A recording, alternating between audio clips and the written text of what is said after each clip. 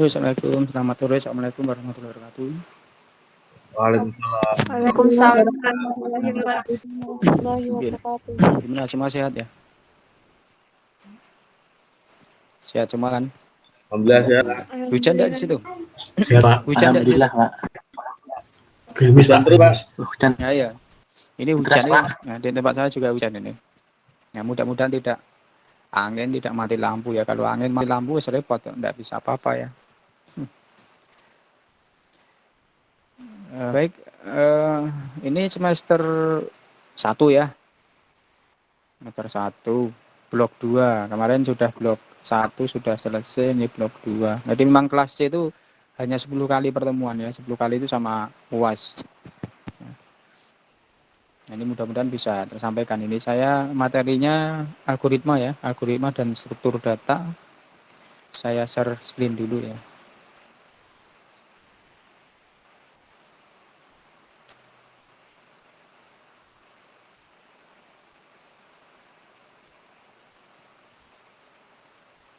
Sudah kelihatan ya? Kelihatan, Pak. Sudah nampak ya. Oke. Baik, di semester ini saya ngampu mata kuliah algoritma dan struktur data ya. Nanti mata kuliah ini mempelajari mengenai dasar bagaimana nanti kita membuat program ya. Dasar algoritma membuat program. Ya, berisi mengenai urut-urutan langkah ya, bagaimana kita nanti membuat program, mulai dari mendefinisikan algoritma, kemudian jenis algoritma, kemudian nanti mempelajari juga tipe data, operator, kemudian nanti ada program sederhana, kemudian nanti mempelajari struktur percabangan atau logika percabangan, kemudian mempelajari struktur program perulangan atau looping, kemudian mempelajari array, kemudian subprogram ya, pemrograman modular, kemudian rekursif, sorting, dan searching. Itu kira-kira nanti mata kuliah dari algoritma dan struktur data ini. Nanti kita pelajari 10 kali sama UAS ya. Jadi 9 kali tatap muka, 1 UAS gitu kan ya, karena kelas C. Ini nanti kira-kira hasilnya apa namanya, capaian pembelajarannya ya, mahasiswa mampu membuat algoritma, kemudian jenis algoritma, tipe data, dan operator ya, mampu membuat program sederhana dengan percabangan maupun perulangan, kemudian memahami konsep array, rekursif, sorting, dan searching. Nah, ini saya buat 16 kali karena kelas A itu kan 16 kali pertemuan, tapi nanti untuk kelas C kita padatkan ya, dari 16 kali itu menjadi berapa, 10 kali ya, 10 kali sama UAS itu. Tapi pada dasarnya nanti intinya isinya sama, hanya kita padatkan begitu ya. Tidak perlu, karena ini yang saya buat untuk kelas A ya. Dia ada kelas A itu kan ada 16 kali pertemuan, 16 kali tatap muka. Nanti ini ya. Nah, ini kan sampai 9, 10, dan seterusnya sampai dengan 16. Nanti untuk kelas C ya kita padatkan dari 16 kali ini, kita padatkan menjadi kira-kira 10 ya. 10 itu sama UAS gitu. Itu kira-kira nanti untuk software yang digunakan, menggunakan software Pascal ya, untuk software simulasi simulasi atau software untuk mencoba algoritmanya. Nanti menggunakan software Pascal, nanti bisa di-download di e-learning. Nanti silahkan di-download di e-learning, kemudian nanti diinstal di laptop atau PC masing-masing untuk nanti latihan untuk simulasi atau menerapkan algoritmanya dalam bahasa pemrograman. Nanti kita gunakan bahasa Pascal. Itu kira-kira untuk sekilas mengenai materi algoritma ini. Jadi ini nanti mempelajari ini bagaimana untuk kita membuat program itu kan harus tahu alur membuat program itu seperti apa, kemudian tipe data, menggunakan tipe data, variabel, konstanta, itu harus tahu ya. Apa tuh tipe data, apa tuh variabel, apa tuh konstanta ya, terus bagaimana cara menggunakan itu harus tahu. Kemudian struktur flowchart ya, mengenal flowchart. Jadi waktu kita ingin belajar pemrograman, orang pada membuat program mengcoding itu biasanya disodorkan algoritma bisa algoritma flowchart dengan algoritma bahasa natural, algoritma flowchart ataupun dengan pseudokode. Nah, ini nanti biasanya yang paling banyak dengan flowchart ya, dengan disodorkan dengan sistem flowchart. Nah, nanti bisa kita terjemahkan algoritma tersebut. Kemudian nanti mempelajari percabangan ya, jadi nanti bisa menggunakan percabangan dengan if dan percabangan dengan menggunakan case.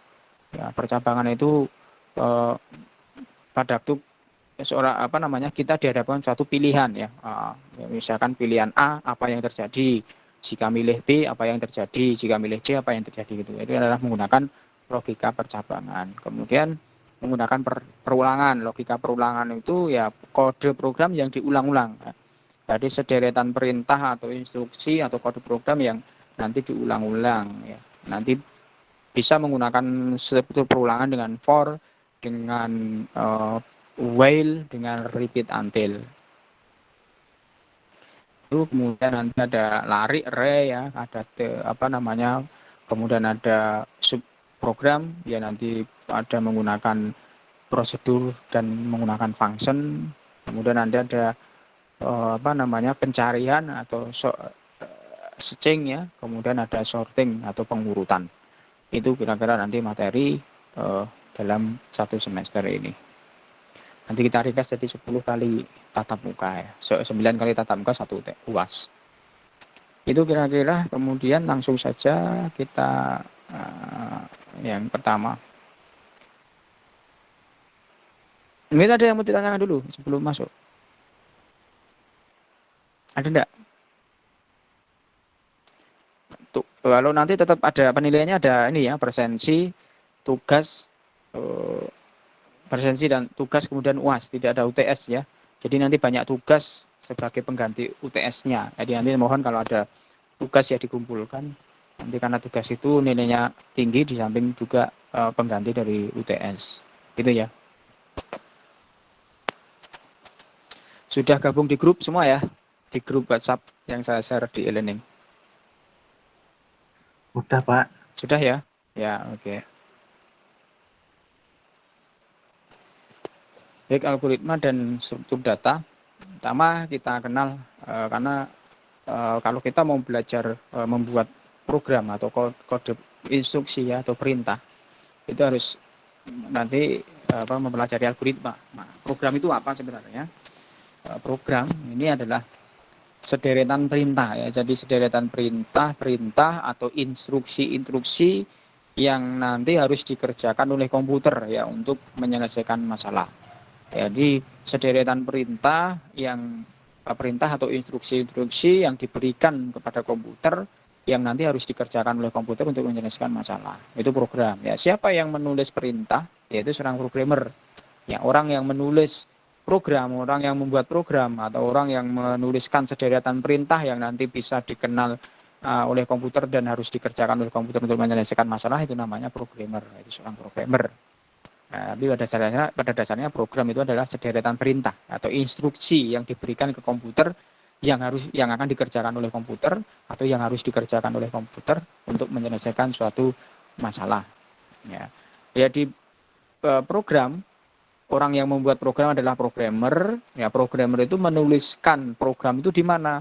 Di bahasa pemrograman. Ya.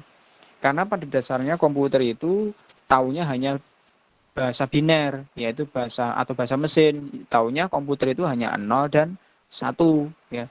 Oh ya, komputer itu taunya adalah bahasa mesin 0 dan 1, sedangkan manusia itu kan tidak tahu bahasa mesin, susah untuk menerjemahkan bahasa mesin atau bahasa 0 dan 1. Ya, terus kalau manusia, kita seorang programmer tidak tahu bahasa mesin, terus bagaimana mau menulis, memerintah komputer, sedangkan komputer taunya hanya bahasa mesin, begitu kan ya. Ya, bagaimana programmer mau menuliskan perintah atau instruksi atau membuat programnya? Maka ada bahasa pemrograman ya. Bahasa pemrograman ini adalah suatu penerjemah dari yang nanti bisa menerjemahkan dari bahasa yang dikenal oleh manusia menjadi bahasa yang dimengerti oleh komputer. Nah, ada tiga level bahasa pemrograman. Yang pertama ada bahasa pemrograman tingkat rendah, kemudian ada bahasa pemrograman tingkat menengah, dan ada bahasa pemrograman tingkat tinggi. Ya, kita lihat satu persatu. Yang pertama bahasa pemrograman tingkat rendah. Ya, bahasa pemrograman tingkat rendah ini bahasa mesin, bahasa yang paling bawah. Ini yang tahu hanya komputer, ya, hanya komputer. Karena berisi kode-kode mesin yang hanya dapat diinterpretasikan langsung oleh bahasa mesin, yaitu biasanya bahasa binär tadi berupa bahasa 0 dan 1, itu yang tahu hanya mesin. Itu bahasa tingkat rendah.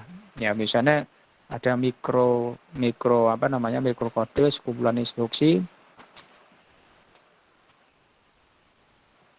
Bentar ya, ada yang mengganggu.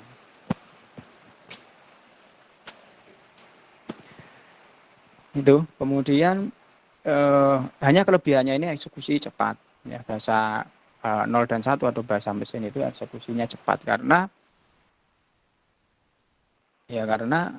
langsung bahasa mesin, ya, eksekusinya cepat. Tapi kelemahannya sulit dipelajari oleh manusia. Jadi manusia sulit untuk mempelajari bahasa mesin ini atau bahasa tingkat rendah ini karena hanya berisi kode numerik 0 dan 1. Ya, sulitnya untuk mempelajari itu. Nah, kemudian yang selanjutnya ditingkatkan bahasa tingkat yang atasnya, yaitu bahasa tingkat menengah atau biasa disebut dengan bahasa assembly. Bahasa assembly yaitu sudah berupa bahasa simbol dari bahasa mesin yang tadinya berupa 0 dan 1 sekarang sudah disimbolkan. Add, mul misalkan, ada add, mul, ada sub dan seterusnya, tapi sudah disimbolkan. Nah, mikro instruksi kalau tadi yang bahasa tingkat rendah itu mikro kode, kalau yang bahasa menengah ini mikro instruksi, yaitu sekumpulan kode dalam bahasa assembly.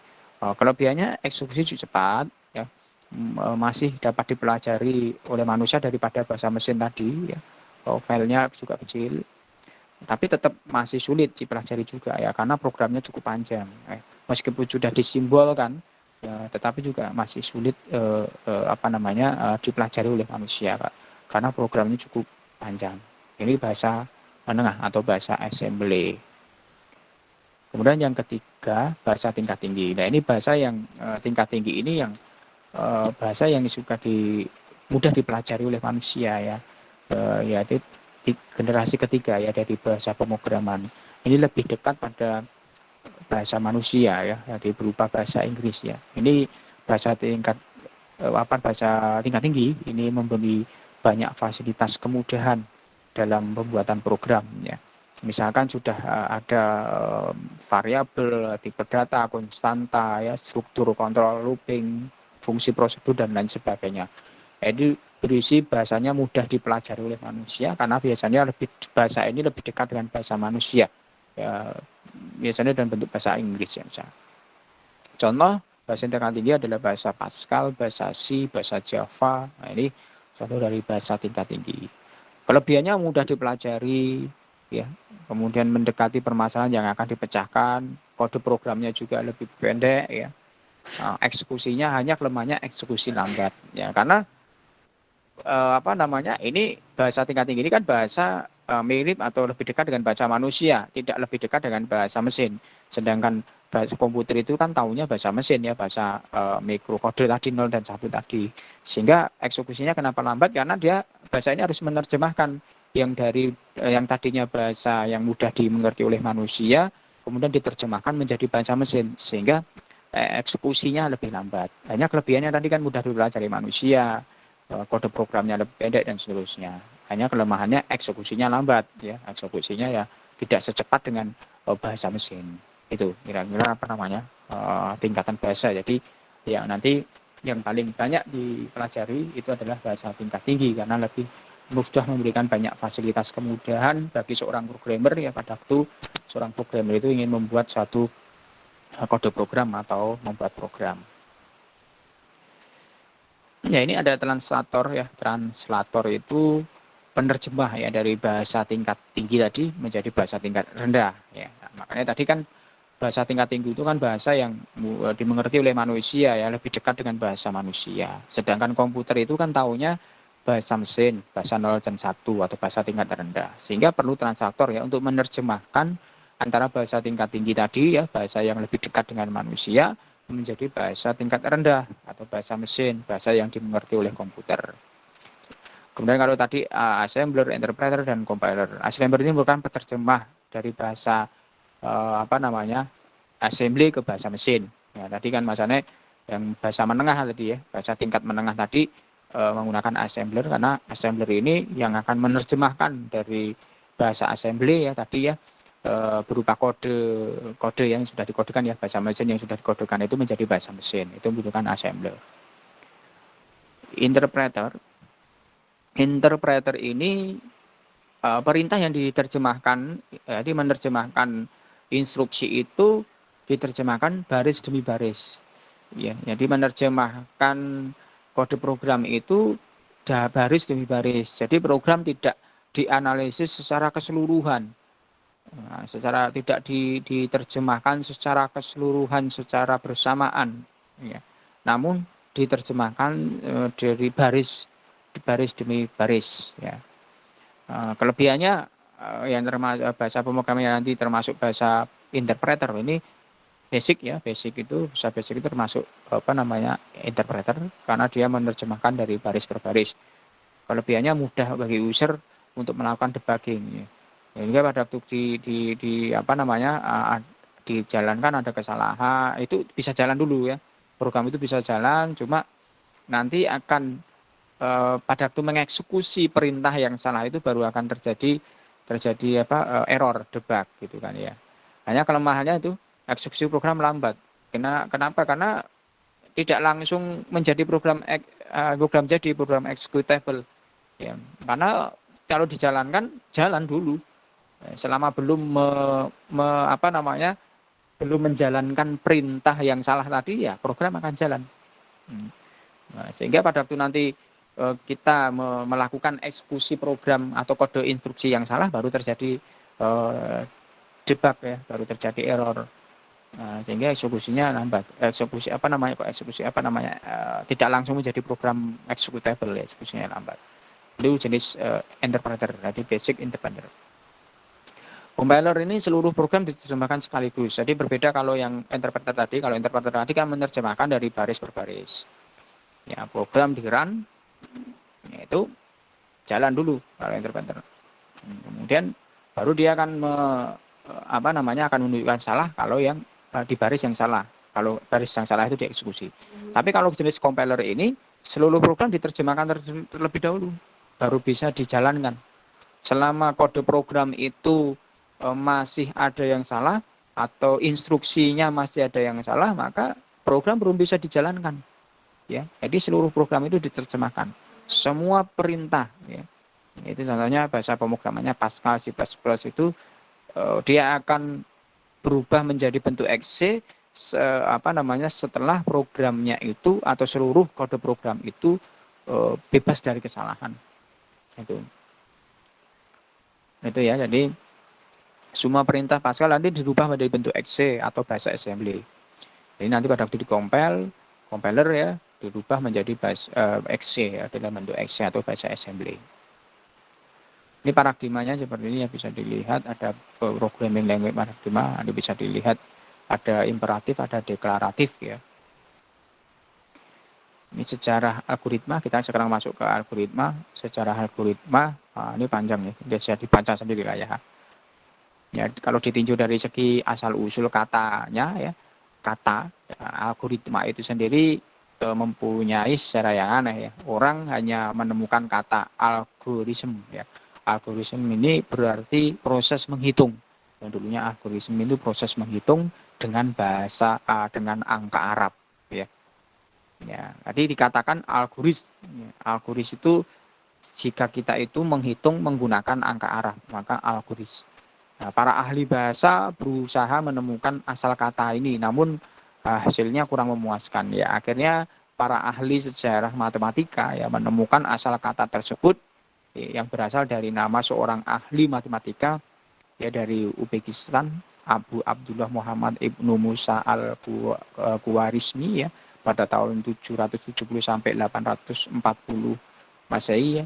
Al-Khwarizmi ini dibaca orang barat menjadi algoritma. Ya, algoritma. Kemudian Al-Khwarizmi ini menulis buku yang berjudul judul kitab Al-Jabar wal Muqabalah, yang artinya itu buku pemugaran dan pengurangan. Jadi buku pemugaran dan pengurangan. Atau The Book of Restoration and Reduction. Ini dari judul buku itu kita juga memperoleh akar kata dari kata al-jabar atau algebra, ya. Dari aljabar atau algebra. Ya, kemudian perubahan dari kata algoritma ya yang menjadi algoritm, ya.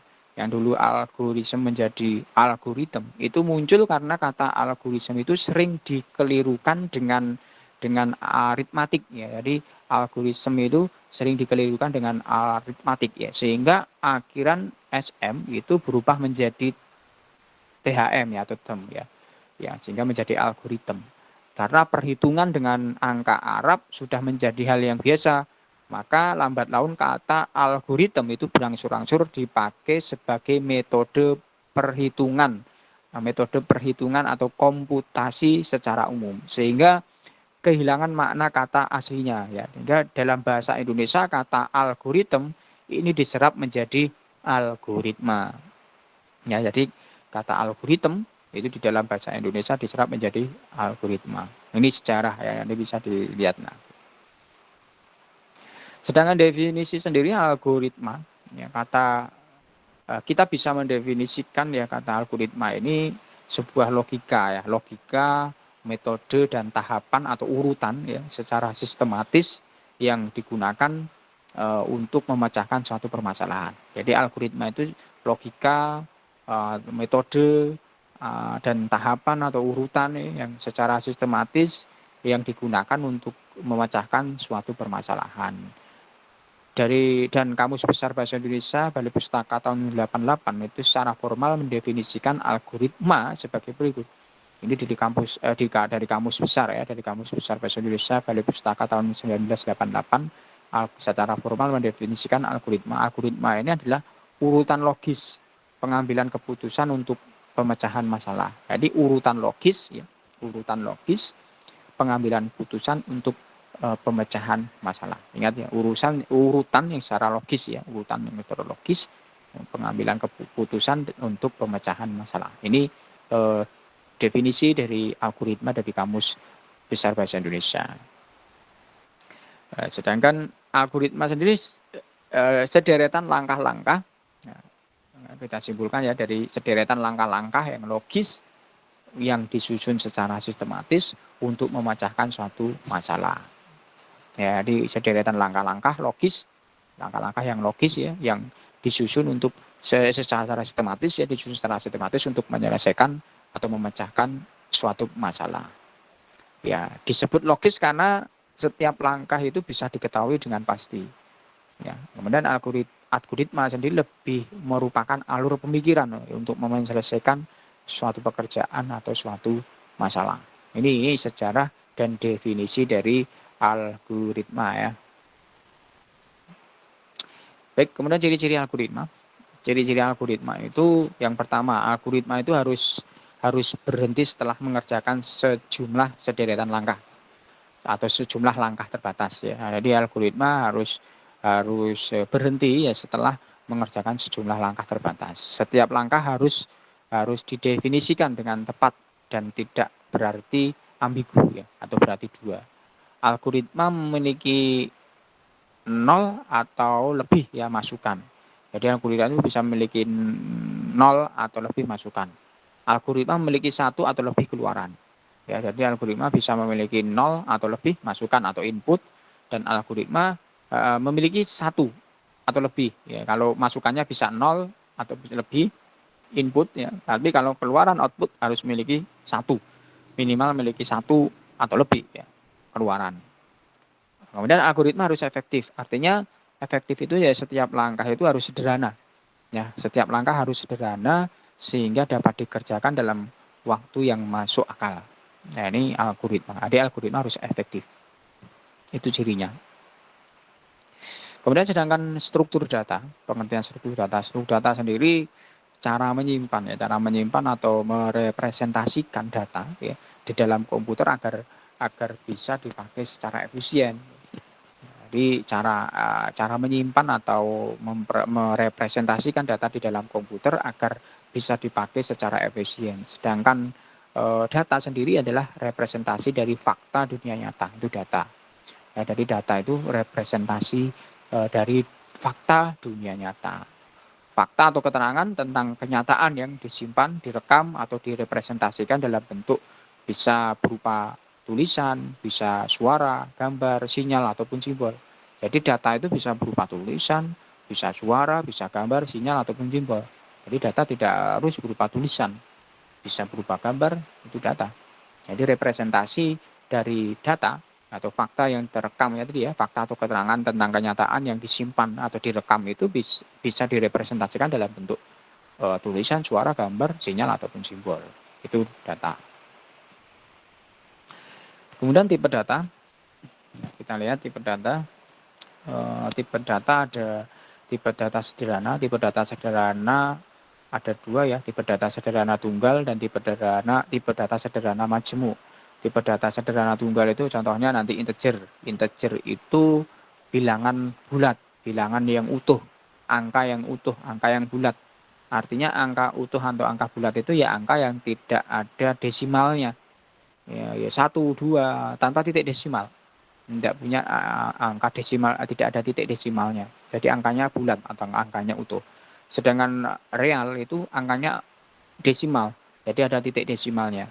Misalkan 1,25 atau 1,25, 1,30 misalkan. Dua ada titik desimalnya. Itu menggunakan real ya. Tipe datanya menggunakan tipe data sederhana tunggal real. Boolean itu logika. Nilainya hanya 2, benar salah. Ya. Karakter jelas ya. Karakter itu ya 1 digit karakter saja. Ya, karakter A, karakter B, ya, karakter C, ya 1 digit karakter. Sedangkan yang kedua tipe data sederhana majemuk itu string. String itu kumpulan karakter. Kalau tadi karakter itu hanya 1 digit karakter saja, tapi kalau string itu bisa lebih dari 1 karakter. Ya, contohnya apa yang untuk tipe data string, misalkan nama, alamat itu kan menggunakan string. Ya, nama kan tidak mungkin satu huruf saja, 1 karakter. Ya. Atau alamat misalkan, alamat kan tidak mungkin hanya satu karakter saja. Ya, pasti kumpulan dari beberapa karakter. Maka tipe datanya harus menggunakan string. Nama, alamat, ya, keterangan itu tipe datanya menggunakan string karena kumpulan dari karakter. Tapi kalau hanya 1 digit karakter, misalkan jenis kelamin ya, isinya hanya L sama P misalkan, 1 digit karakter saja, maka menggunakan tipe datanya karakter atau char. Itu ya. Kemudian struktur data meliputi tadi ya, ada struktur data sederhana. Ya, struktur data sederhana ada array dan record. Ya, nanti kita belajar apa itu array, ya, apa itu record. Kemudian struktur data majemuk nanti ada stack, quiz serta list, multilist ya. Kalau non linear, pohon binder dan graph. Tapi nanti tidak sampai yang graph ya. Karena kita belajar yang tidak sampai ke yang graph dan pohon binder. Itu mengenai tipe data. Kemudian belajar memprogram dan belajar bahasa pemrograman. Ya. Memprogram itu tadi yang saya sampaikan bahwa belajar memprogram itu belajar tentang bagaimana metodologi ya, belajar tentang metodologi pemecahan masalah, kemudian dituangkan atau menuangkannya ke dalam notasi tertentu yang mudah dibaca dan dipahami. Ya. Jadi belajar program itu belajar tentang metodologi memecahkan permasalahan. Jadi ada kasus, kemudian bagaimana penyelesaian kasus itu yang dituangkan dalam bentuk notasi tertentu, kemudian dibaca dan agar bisa dibaca dan mudah dipahami. Sedangkan belajar bahasa pemrograman itu belajar memakai satu bahasa,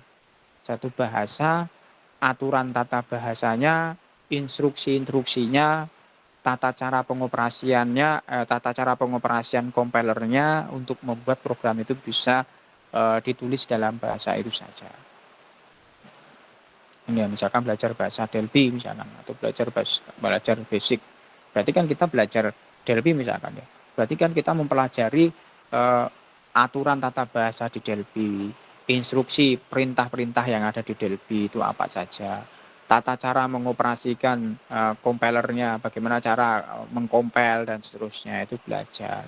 Sehingga nanti bisa membuat program itu ditulis di dalam bahasa itu belajar bahasa programan. Kalau tadi memprogram berarti belajar mengenai bagaimana cara memecahkan permasalahan, memecahkan masalah, kemudian dituangkan ya dalam satu notasi tertentu yang nanti bisa dipahami dan dibaca dan dipahami.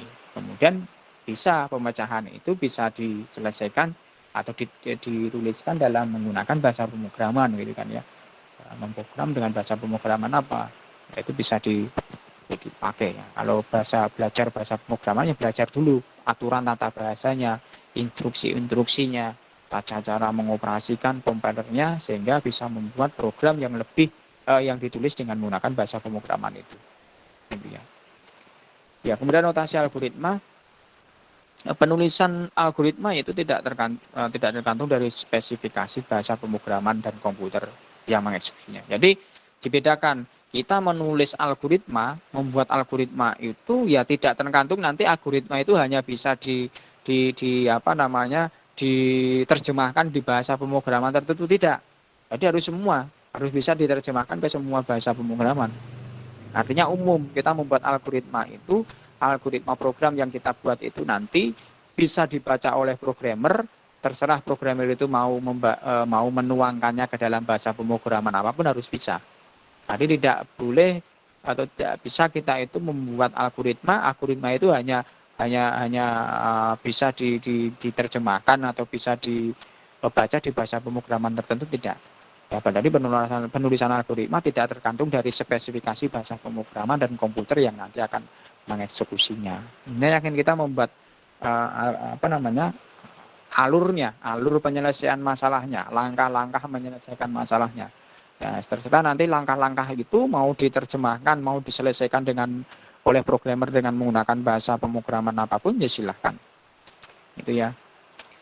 Itu jadi itu algoritma. Jadi kemudian notasi algoritma bukan notasi bahasa pemrograman ya, ingat. Jadi notasi algoritma itu bukan notasi bahasa pemrograman, tetapi notasi itu dapat diterjemahkan ke dalam berbagai bahasa pemrograman. Jadi nanti notasi yang kita buat, misalnya kita membuat flowchart ya, notasi dengan flowchart itu ya, flowchart itu bukan bahasa pemrograman, bukan notasi untuk bahasa pemrograman tertentu. Tetapi notasi itu nanti bisa diterjemahkan dengan menggunakan berbagai macam bahasa pemrograman. Gitu ya, umum, bersifat umum. Jadi kita membuat notasi algoritma dengan flowchart, misalkan notasi algoritma dengan flowchart untuk menyelesaikan masalah penggajian misalkan. Nah, flowchart itu bisa diterjemahkan oleh seorang programmer, terserah dia mau menerjemahkan itu dan diselesaikan dengan menggunakan bahasa Delphi, bahasa Basic, bahasa Java, bahasa apapun silakan. Bisa diterjemahkan. Jadi bukan notasi algoritma itu bukan untuk satu bahasa tertentu, satu bahasa pemrograman tertentu. Namun notasi itu bisa dapat diterjemahkan ke dalam berbagai bahasa pemrograman. Ya, kemudian notasi algoritma tadi ya urutan kalimat deskripsi atau narasi, atau biasa berupa bahasa natural ya. Contoh misalkan algoritma kelulusan mahasiswa. Ya, diberikan nama dan nilai mahasiswa. Ini urutanannya.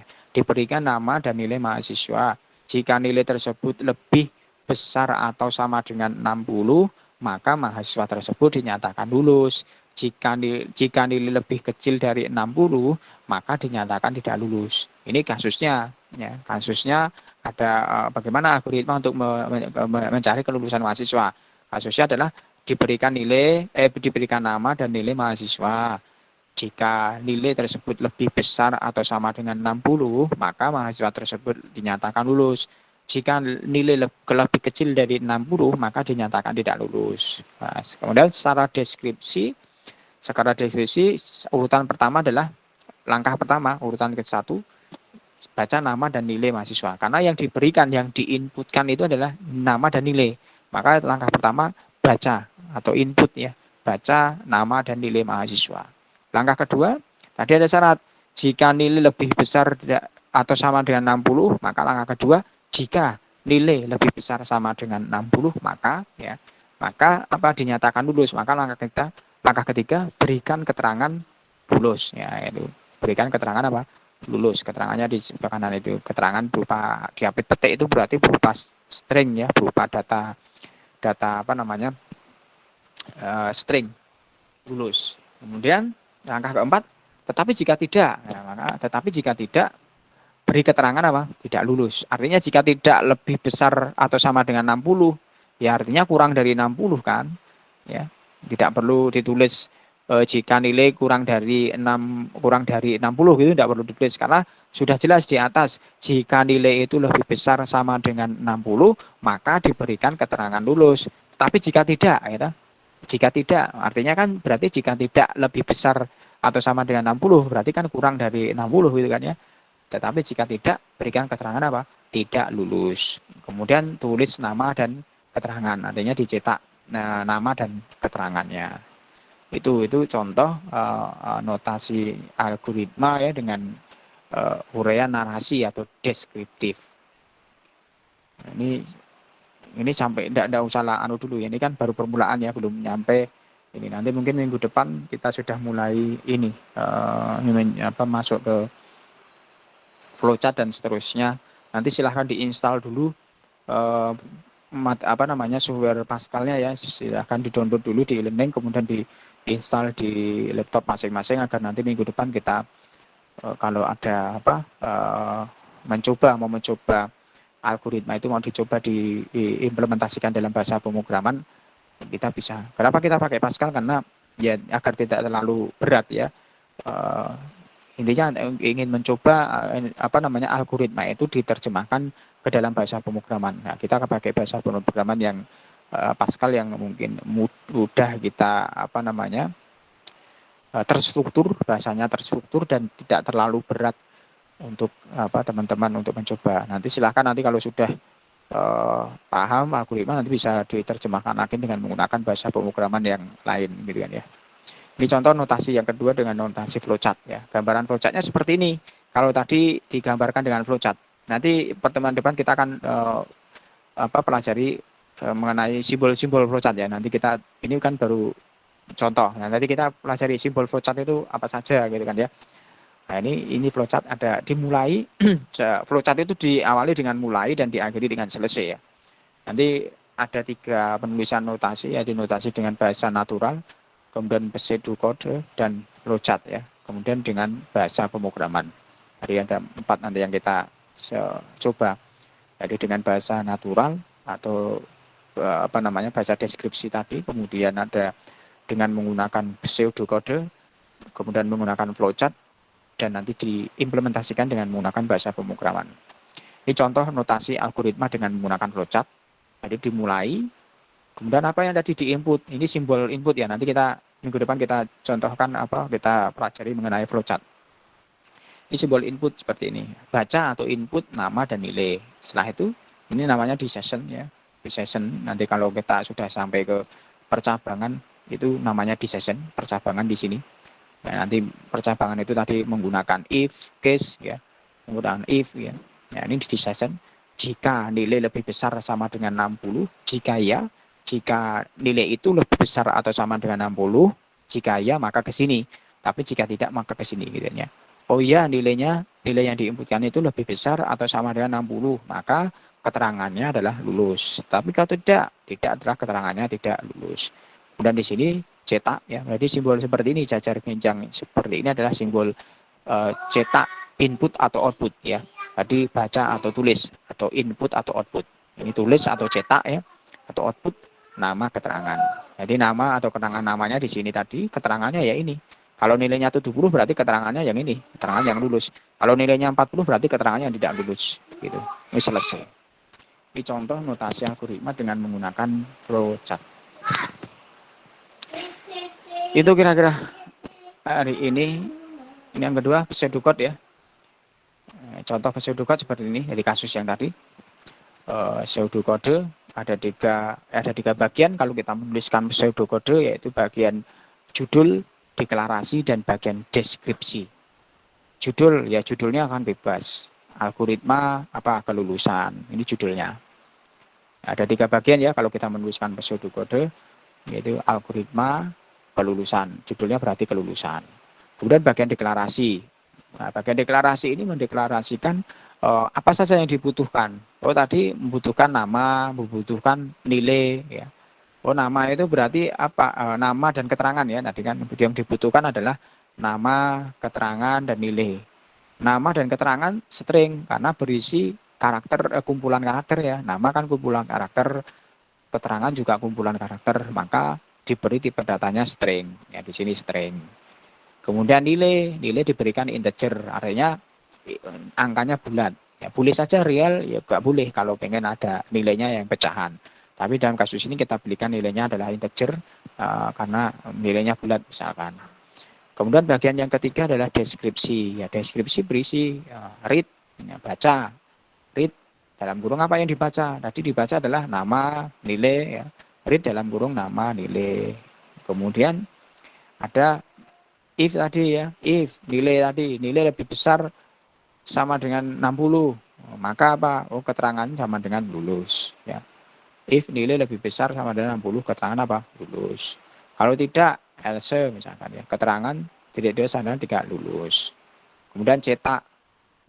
Ini read membaca, read menulis ya. Read membaca, read menulis. Tulis atau mencetak nama dan keterangan. Ini bahasa pseudokodenya.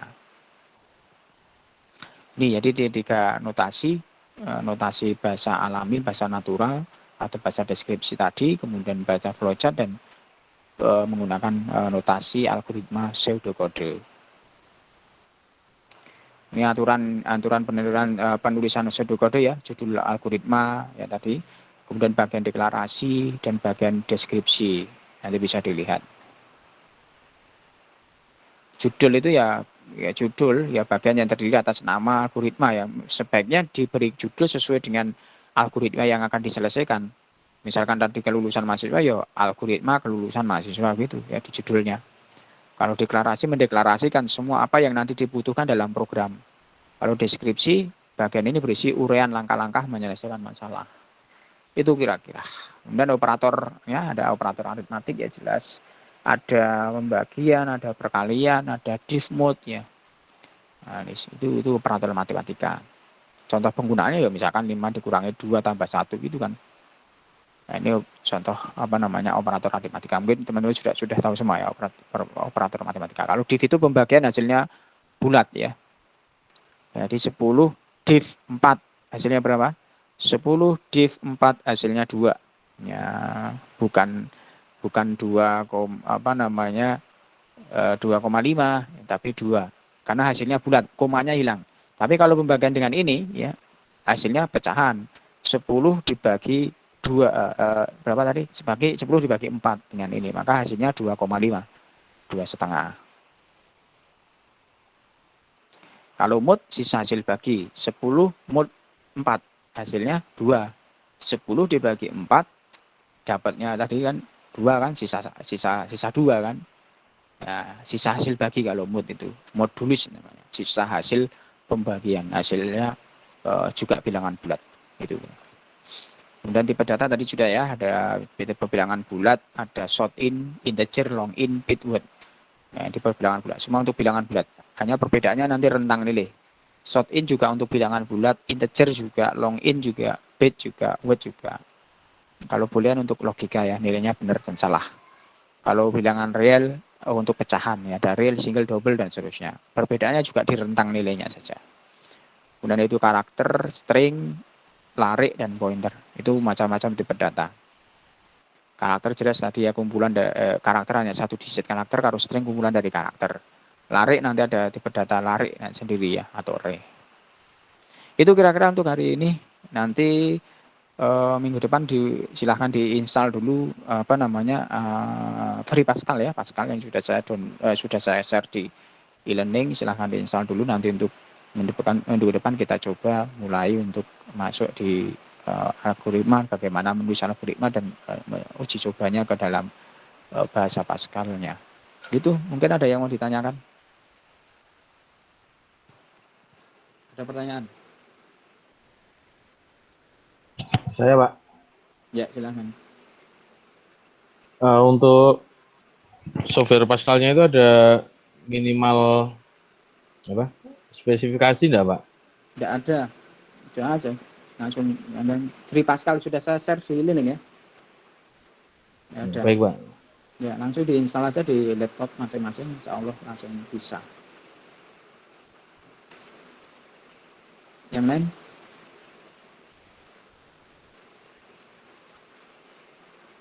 Mau bertanya, Pak?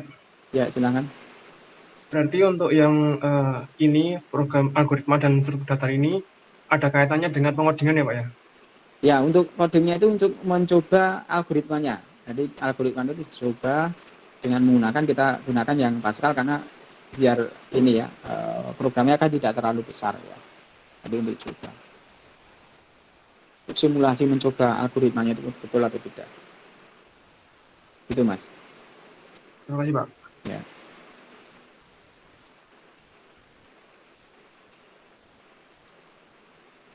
Yang lain?